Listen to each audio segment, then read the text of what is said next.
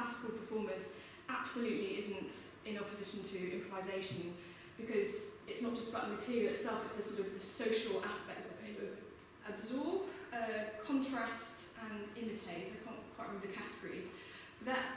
What struck me is that that's a very social thing to do, and often classical musicians can be very antisocial on stage. You can really deliberately try and annoy someone on the other side of, on the other side of the stage, because, and that also ties into what Annie was doing about the ethics of gesture. Because, for example, being in time together really has an ethical quality. There's nothing more annoying than being made to play more slowly than you want to. It affects your body. It's really frustrating. Or being made to play too fast. Or, so I did a recent improvisation. We were doing something about laments. It was Monteverdi.